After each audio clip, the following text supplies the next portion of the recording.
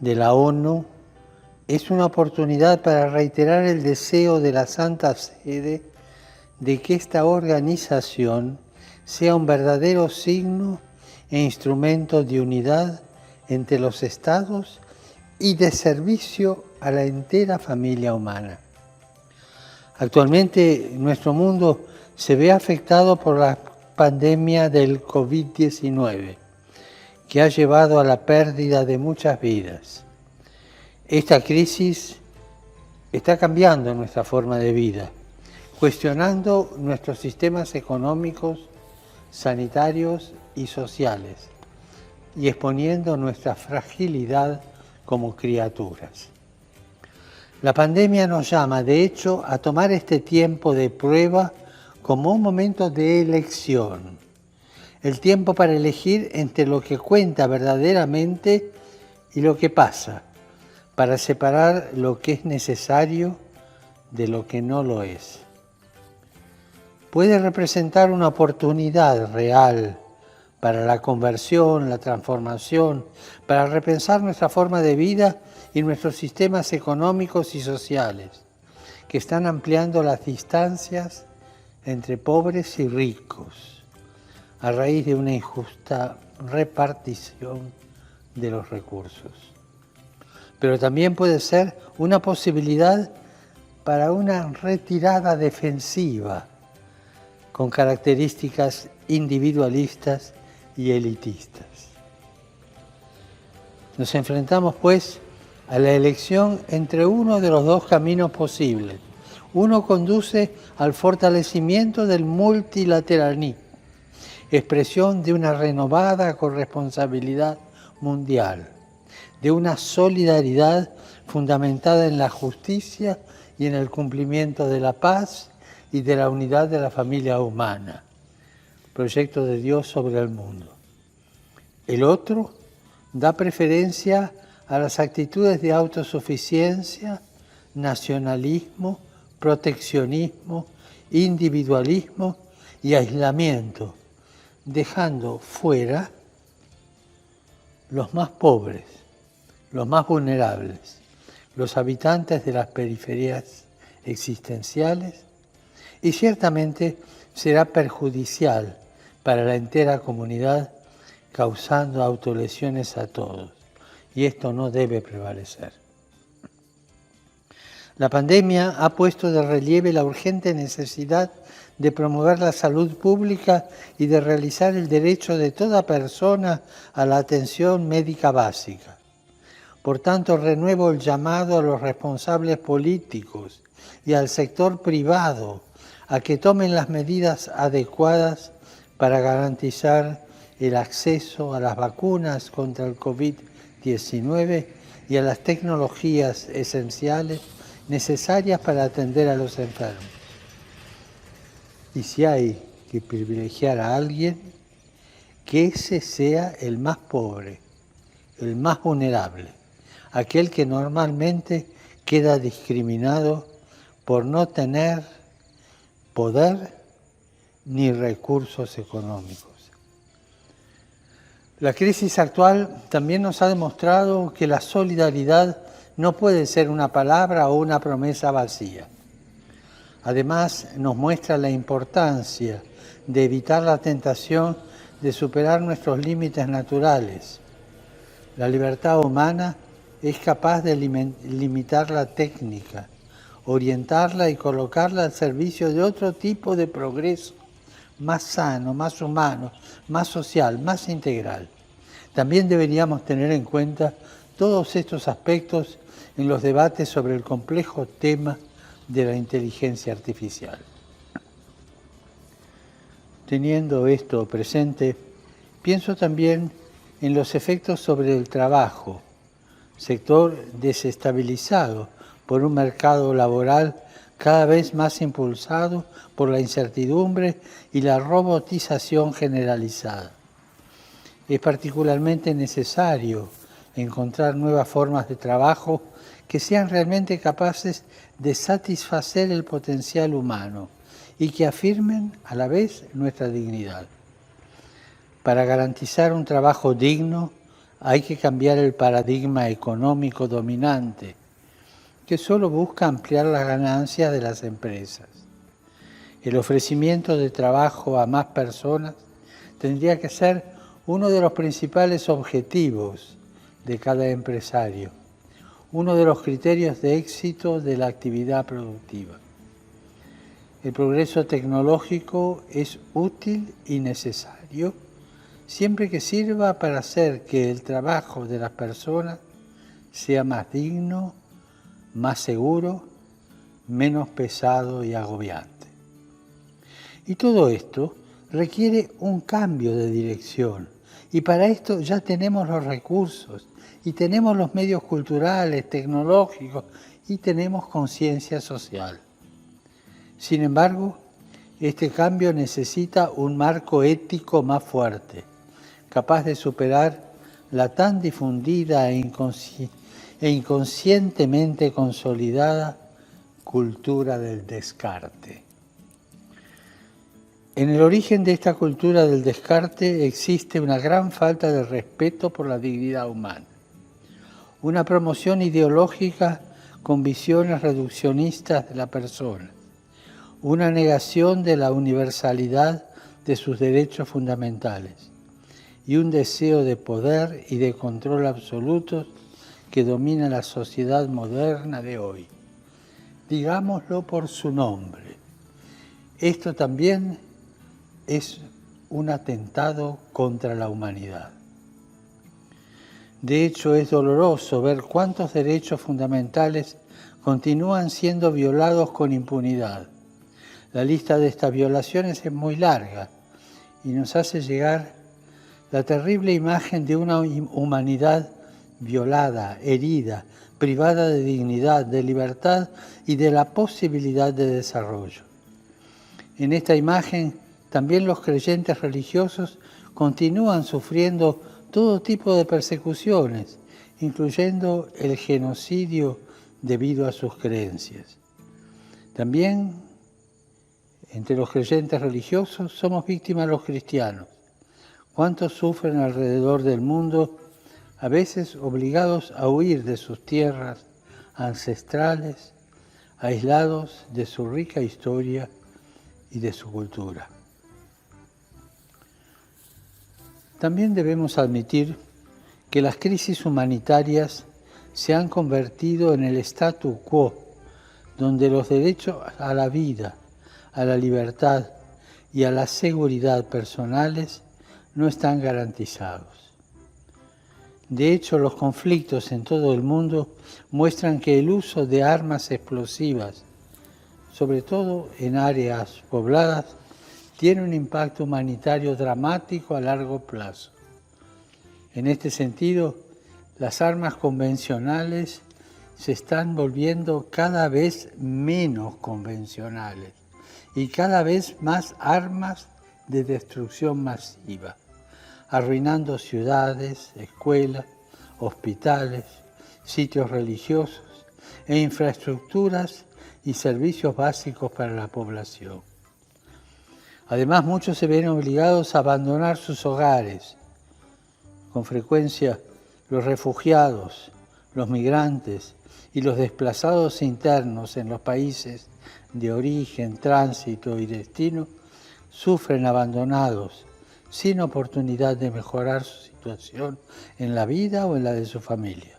Peor aún, miles son interceptados en el mar y devueltos a la fuerza a campos de detención donde enfrentan torturas y abusos. Muchos son víctimas de la trata, la esclavitud sexual o el trabajo forzado, explotados en labores degradantes sin un salario justo. Esto, que es intolerable, sin embargo, es hoy una realidad que muchos ignoran intencionalmente. Los tantos esfuerzos internacionales importantes para responder a estas crisis comienzan con una gran promesa, entre ellos los 2 pactos mundiales sobre refugiados y para la migración, pero muchos carecen del apoyo político necesario para tener éxito. Otros fracasan porque los estados individuales eluden sus responsabilidades y compromisos. Sin embargo, la crisis actual es una oportunidad. Es una oportunidad para la ONU. Es una oportunidad de generar una sociedad más fraterna y compasiva. Esto incluye reconsiderar el papel de las instituciones económicas y financieras, como las de Bretton Woods, que deben responder al rápido aumento de la desigualdad entre los superricos y los permanentemente pobres. Un modelo económico que promueva la subsidiariedad, respalde el desarrollo económico a nivel local e invierta en educación e infraestructura que beneficie a las comunidades locales, proporcionará las bases para el mismo éxito económico y a la vez para renovación de la comunidad y la nación en general. Y aquí renuevo mi llamado para que, considerando las circunstancias, se afronten por parte de todos los países las grandes necesidades del momento, reduciendo o incluso condonando la deuda que pesa en los presupuestos de aquellos más pobres. La comunidad internacional tiene que esforzarse para terminar con las injusticias económicas. Cuando los organismos multilaterales de crédito asesoren a las diferentes naciones, resulta importante tener en cuenta los conceptos elevados de la justicia fiscal, los presupuestos públicos responsables en su endeudamiento y, sobre todo, la promoción efectiva y protagónica de los más pobres en el entramado social. Tenemos la responsabilidad de proporcionar asistencia para el desarrollo a las naciones empobrecidas y alivio de la deuda para las naciones muy endeudadas. Una nueva ética supone ser conscientes de la necesidad de que todos se comprometan a trabajar juntos para cerrar las guaridas fiscales, evitar las evasiones y el lavado de dinero que le roban a la sociedad, como también para decir a las naciones la importancia de defender la justicia y el bien común sobre los intereses de las empresas y multinacionales más poderosas. Este es el tiempo propicio para renovar la arquitectura financiera internacional. Señor Presidente, recuerdo la ocasión que tuve hace 5 años de dirigirme a la Asamblea General en su 70º aniversario. Mi visita tuvo lugar en un periodo de un multilateralismo verdaderamente dinámico, un momento prometedor y de gran esperanza, inmediatamente anterior a la adopción de la Agenda 2030. Algunos meses después, también se adoptó el Acuerdo de París sobre el cambio climático. Sin embargo, debemos admitir honestamente que si bien se han logrado algunos progresos, la poca capacidad de la comunidad internacional para cumplir sus promesas de hace 5 años me lleva a reiterar que hemos de evitar toda tentación de caer en un nominalismo declaracionista con efecto tranquilizador en la conciencia. Debemos cuidar que nuestras instituciones sean realmente efectivas en la lucha contra todos estos flagelos. Pienso también en la peligrosa situación en la Amazonía y sus poblaciones indígenas. Ello nos recuerda que la crisis ambiental está indisolublemente ligada a una crisis social y que el cuidado del medio ambiente exige una aproximación integral para combatir la pobreza y combatir la exclusión. Ciertamente es un paso positivo que la sensibilidad ecológica integral y el deseo de acción hayan crecido. No debemos cargar a las próximas generaciones con los problemas causados por las anteriores. Debemos preguntarnos seriamente si existe entre nosotros la voluntad política para mitigar los efectos negativos del cambio climático, así como para ayudar a las poblaciones más pobres y más vulnerables, que son las más afectadas. La Santa Sede seguirá desempeñando su papel como una señal concreta de cuidar nuestra casa común. Recientemente ratifiqué la enmienda de Kigali al protocolo de Montreal. Señor Presidente, no podemos dejar de notar las devastadoras consecuencias de la crisis del COVID-19 en los niños, comprendiendo los menores migrantes y refugiados no acompañados. La violencia contra los niños, incluido el horrible flagelo del abuso infantil y de la pornografía, también ha aumentado dramáticamente. Además, millones de niños no pueden regresar a la escuela. En muchas partes del mundo esta situación amenaza un aumento del trabajo infantil, la explotación, el maltrato y la desnutrición. Desafortunadamente, los países y las instituciones internacionales también están promoviendo el aborto como uno de los denominados servicios esenciales en la respuesta humanitaria. Es triste ver cuán simple y conveniente se ha vuelto para algunos negar la existencia de vida como solución a problemas que pueden y deben ser resueltos tanto para la madre como para el niño no nacido. Imploro, pues, a las autoridades civiles que presten especial atención a los niños, a quienes se les niegan sus derechos y dignidad fundamentales, en particular su derecho a la vida y a la educación. No puedo evitar recordar el apelo de la joven valiente Malala Yousafzai, quien hace 5 años en la Asamblea General nos recordó que un niño, un maestro, un libro y un bolígrafo pueden cambiar el mundo. Los primeros educadores del niño son su mamá y su papá. La familia que la Declaración Universal de los Derechos Humanos describe como el elemento natural y fundamental de la sociedad. Con demasiada frecuencia, la familia es víctima de colonialismos ideológicos que la hacen vulnerable y terminan por provocar en muchos de sus miembros, especialmente en los más indefensos, niños y ancianos, un sentido de desarraigo y orfandad.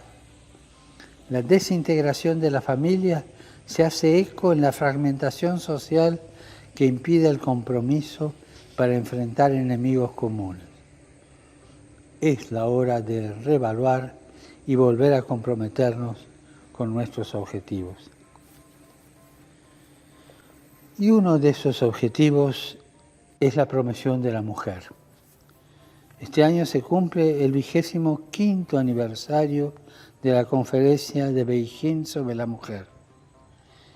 En todos los niveles de la sociedad, las mujeres están jugando un papel importante con su contribución única, tomando las riendas con gran coraje en servicio del bien común. Sin embargo, muchas mujeres quedan rezagadas, víctimas de la esclavitud, la trata, la violencia y la explotación y los tratos degradantes.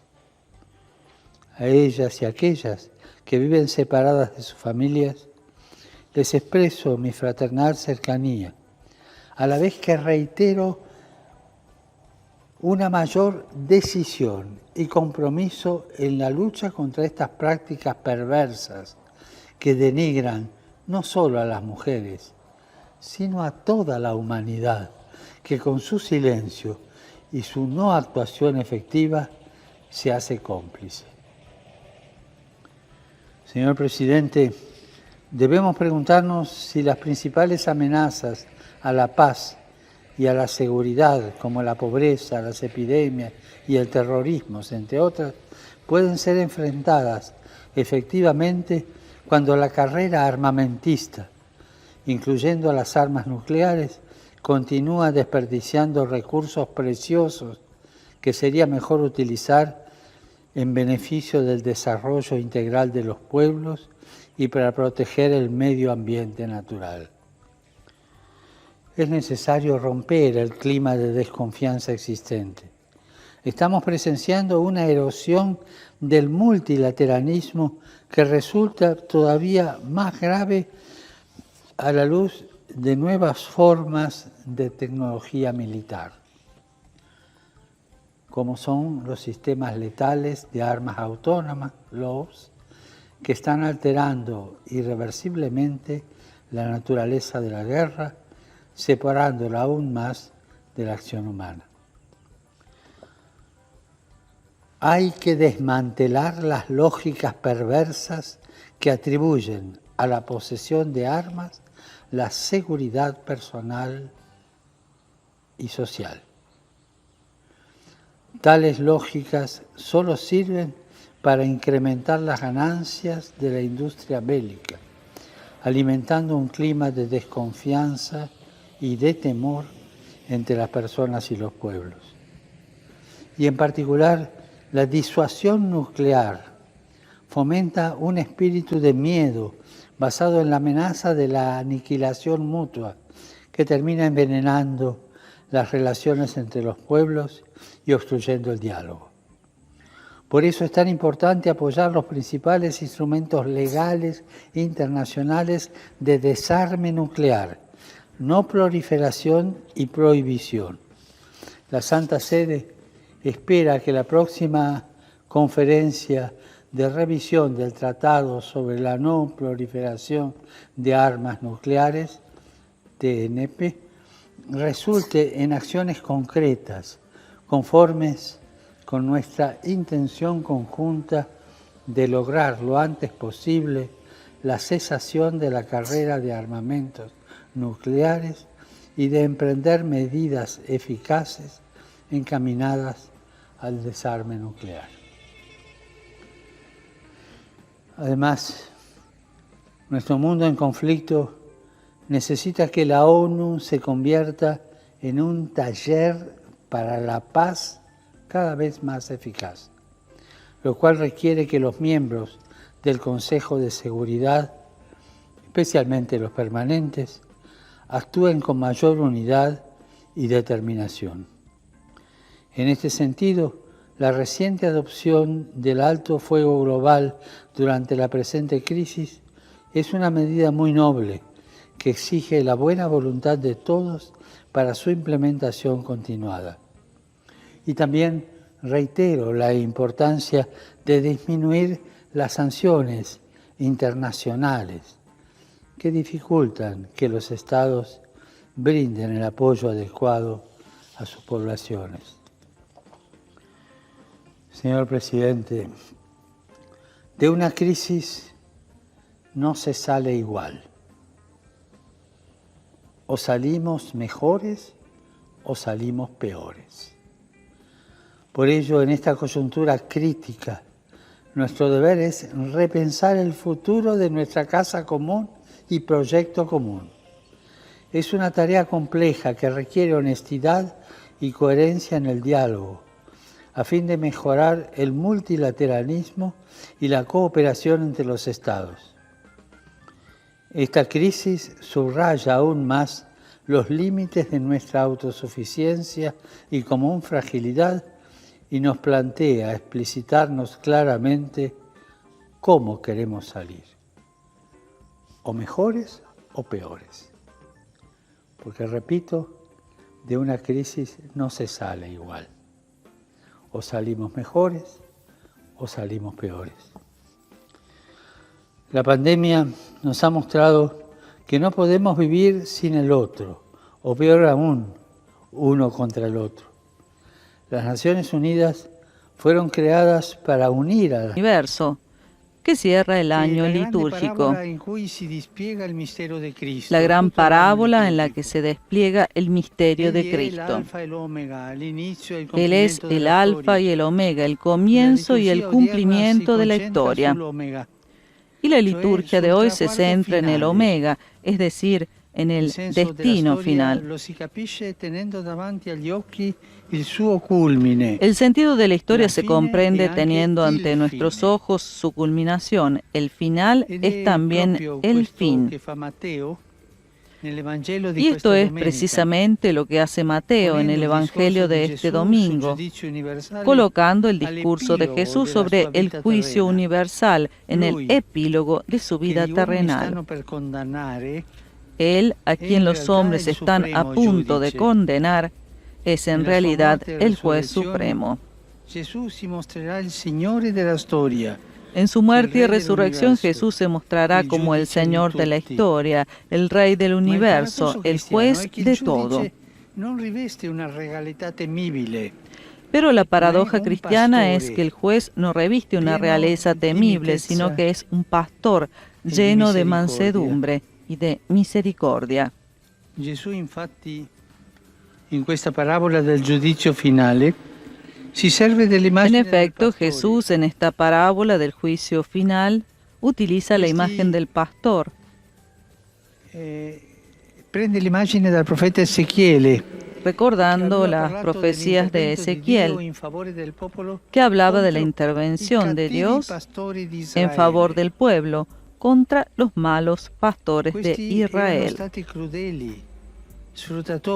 Aquellos habían sido crueles y explotadores, prefiriendo alimentarse ellos mismos en lugar del rebaño. Por lo tanto, Dios mismo promete cuidar personalmente de su rebaño, defendiéndolo de las injusticias y de los abusos. Esta promesa de Dios para su pueblo se cumplió plenamente en Jesucristo, el pastor, que dice de sí mismo: yo soy el buen pastor. En la página evangélica de hoy, Jesús se identifica no solo con el Re Pastore. En la página evangélica de hoy, Jesús se identifica no solo con el Rey Pastor. Podríamos hablar como de una doble identidad. El Rey Pastor es también Jesús y las ovejas. Él se identifica con los hermanos más pequeños y necesitados. Eso sarà preso in base all'amore concreto dato o negato a queste persone. Y así indica el criterio del juicio, se efectuará sobre la base del amor concreto dado o negado a estas personas, porque él mismo, el juez, está presente en cada una de ellas. Dios es el Dios hombre, pero está presente en las personas, en los pobres, que él menciona precisamente allí. Jesús dice: en verdad les digo que cuanto hicieron o no hicieron a uno de estos hermanos míos más pequeños, a mí lo han hecho o no lo han hecho. Seremos juzgados por el amor. El juicio será sobre el amor, no por el sentimiento, no. Seremos juzgados por las obras, por la compasión, que se hace cercanía y ayuda solícita. Yo me acerco a Jesús presente en la persona de los enfermos, de los pobres, de los sufrientes, de los encarcelados, de aquellos que tienen hambre y sed de justicia. Me acerco a Jesús presente allí. Esta es la pregunta de hoy. El Señor, pues, en el fin del mundo pasará revista a su rebaño y lo hará no solo del lado del pastor, sino también del lado de las ovejas con las que se ha identificado. y preguntará, ¿has sido un poco pastor como yo? ¿Has sido pastor de mí que estaba presente en esta gente que estaban necesitados? ¿O has sido indiferente? Hermanos y hermanas, miremosnos de la lógica de la indiferencia, de lo que nos viene a la mente inmediatamente, mirar por el otro lado, hacia el otro lado, cuando vemos un problema. Recordemos la parábola del buen samaritano, ese pobre hombre herido por los brigantes, tirado a la tierra entre la vida y la muerte. Estaba allí solo. Y pasó un sacerdote. Lo vio y se fue. Miró para el otro lado. Pasó un levita. Miró y se dio vuelta para el otro lado. Yo, ante mis hermanos y hermanas que están en necesidad, soy indiferente como este sacerdote, como este levita, y miro para el otro lado. Yo seré juzgado por esto, por cómo me he acercado, por cómo he mirado a Jesús presente en los necesitados. Esta es la lógica, y no lo digo yo, lo dice Jesús.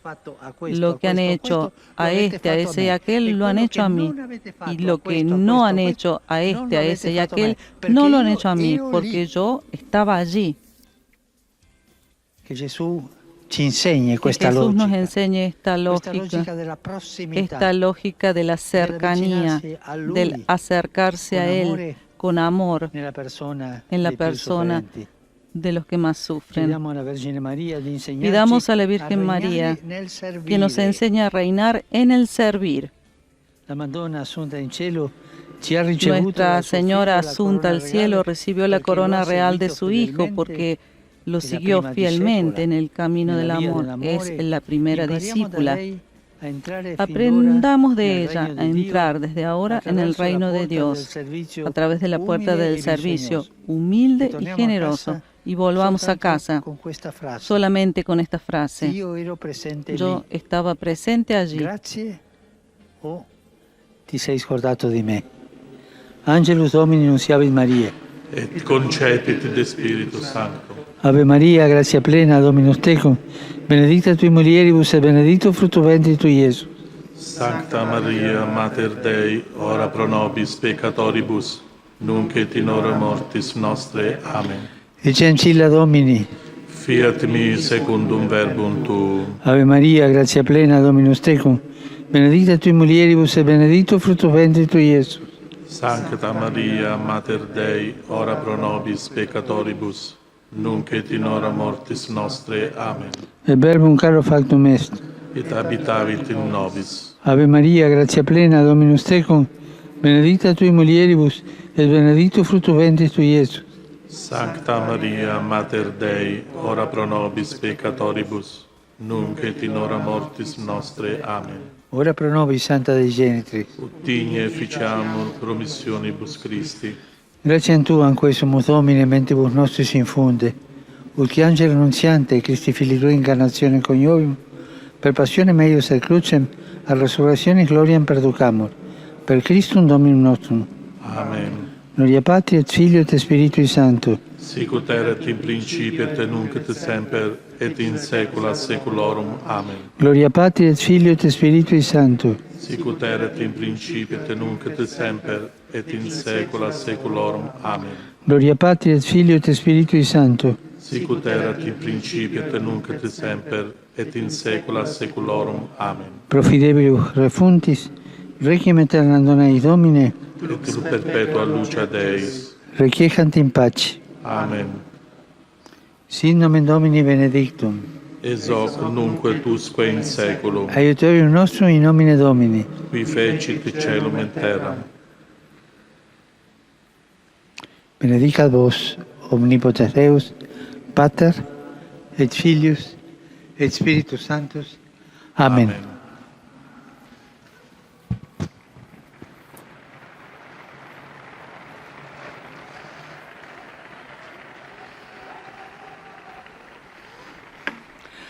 Cari fratelli e sorelle, queridos hermanos y hermanas, deseo enviar un pensamiento especial a las poblaciones de Campania y de la Basilicata en Italia, a 40 años del desastroso terremoto que tuvo su epicentro en Irpinia y que sembró muerte y destrucción. 40 años ya han pasado. Ese evento dramático, cuyos heridas materiales no se han sanado, ha evidenciado la generosidad y la solidaridad de los italianos. Son testigos, tantas hermandades entre países terremotados y países del centro, cuyos vínculos aún subsisten. Esas iniciativas han favorecido los caminos de reconstrucción y de colaboración entre las diversas comunidades de la península.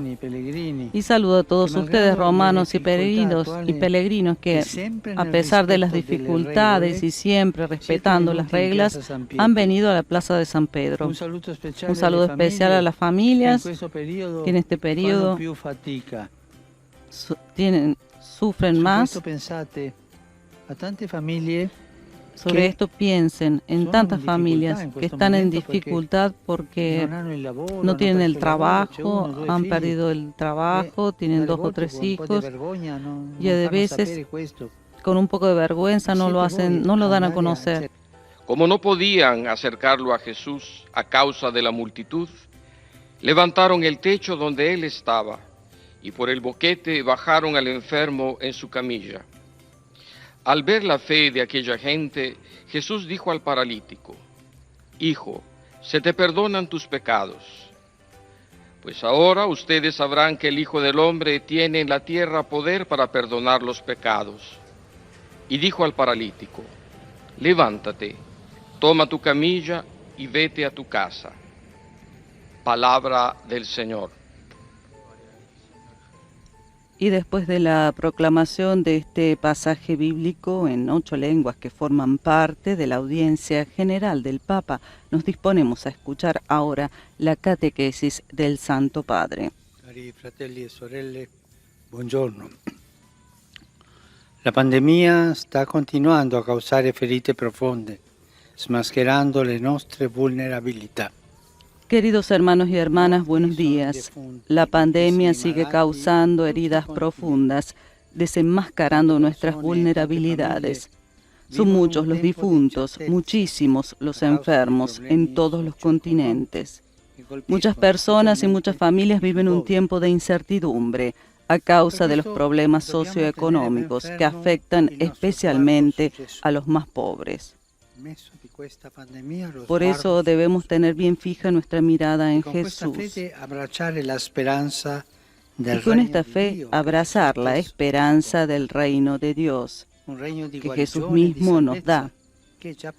Un reino de sanación y de salvación que está ya presente en medio de nosotros. Un reino de justicia y de paz que se manifiesta con obras de caridad, que a su vez aumentan la esperanza y refuerzan la fe. En la tradición cristiana, fe, esperanza y caridad son mucho más que sentimientos o actitudes. Son virtudes infundidas en nosotros por la gracia del Espíritu Santo, dones que nos sanan y que nos hacen sanadores, dones que nos abren a nuevos horizontes, también mientras navegamos en las difíciles aguas de nuestro tiempo. Un nuevo encuentro con el Vangelo de la fede, de la esperanza y del amor. Un nuevo encuentro con el Evangelio de la fe, de la esperanza y del amor nos invita a asumir un espíritu creativo y renovado. De esta manera, seremos capaces de transformar las raíces de nuestras enfermedades físicas, espirituales y sociales. Podremos sanar en profundidad las estructuras injustas y sus prácticas destructivas que nos separan los unos de los otros, amenazando la familia humana y nuestro planeta. Quando risana coloro che sono affetti da febbre, El ministerio de Jesús ofrece muchos ejemplos de sanación, cuando sana a aquellos que tienen fiebre, lepra, parálisis, cuando devuelve la vista, el habla o el oído. En realidad sana no solo un mal físico, sino toda la persona. De tal manera la lleva también a la comunidad curada, la libera de su aislamiento. Pensemos en el bellísimo pasaje de la sanación del paralítico de Cafarnaún. Mientras Jesús está predicando en la entrada de la casa, 4 hombres llevan a su amigo paralítico donde Jesús. Y como no podían entrar, hacen un agujero en el techo y descuelgan la camilla delante de él. Jesús está predicando y ve descender esta camilla.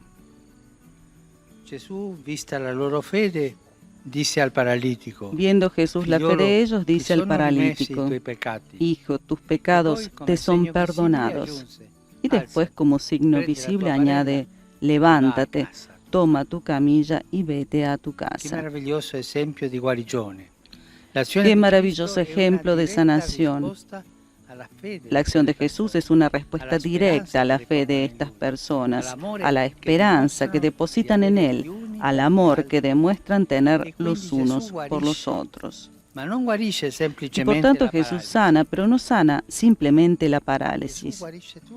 Jesús sana todo, perdona los pecados, renueva la vida del paralítico y de sus amigos.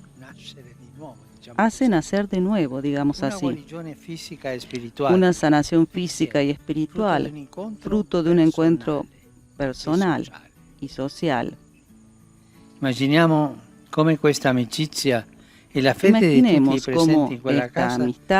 y la fe de todos los presentes en esa casa han crecido gracias al gesto de Jesús, el encuentro sanador con Jesús. ¿En qué modo podemos ayudar a guarire el nuestro mundo hoy?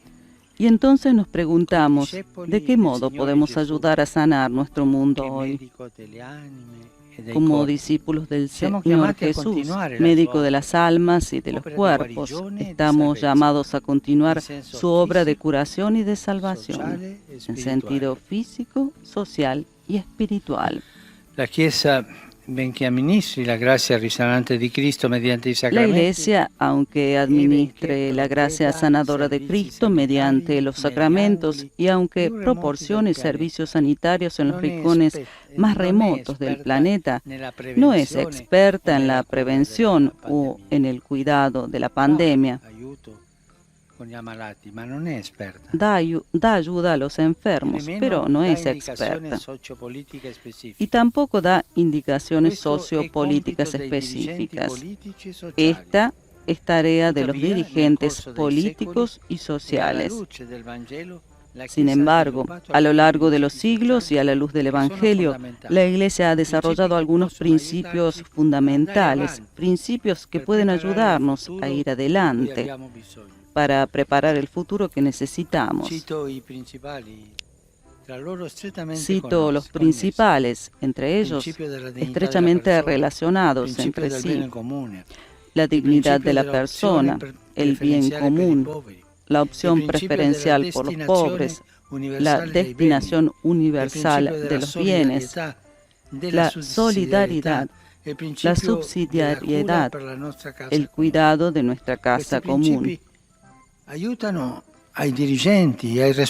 Todos estos principios expresan de formas diferentes las virtudes de la fe, de la esperanza y del amor.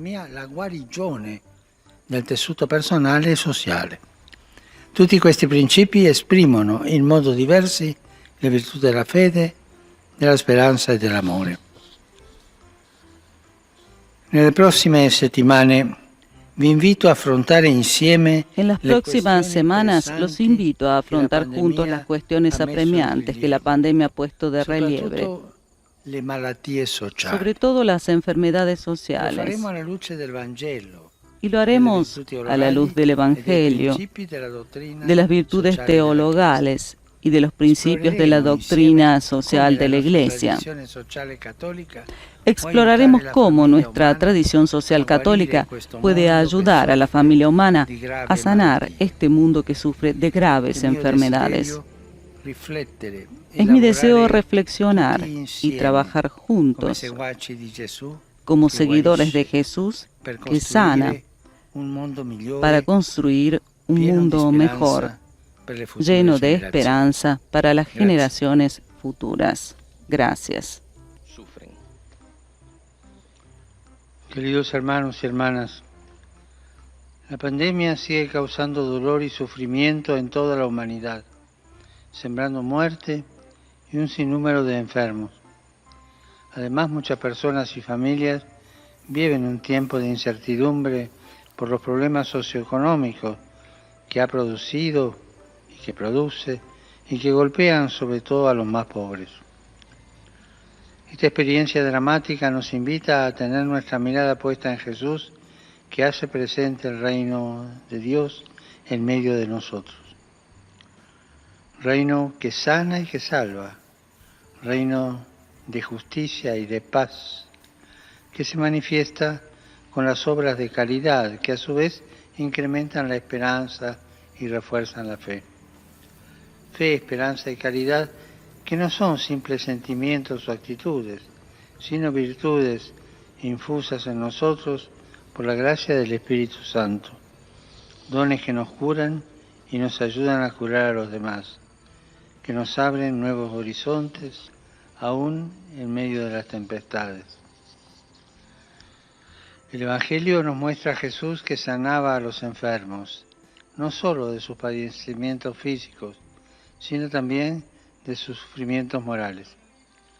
Los sacaba de su aislamiento para que se incorporaran de nuevo en la comunidad. Lo vemos, por ejemplo, en la curación del paralítico de Cafarnaún, pues Jesús no solo libra de su parálisis, sino que le renueva la vida tanto a él como a sus amigos a través de un encuentro personal y social. Saludo cordialmente a los fieles de lengua española. Dios nos invita a colaborar con Él y como discípulos de Jesús, médico de las almas y de los cuerpos, continuar con su obra de curación y de salvación en sentido físico, espiritual y social. Que el Señor nos conceda trabajar todos juntos con un espíritu creativo y renovado en la construcción de un mundo mejor, lleno de esperanza para las futuras generaciones.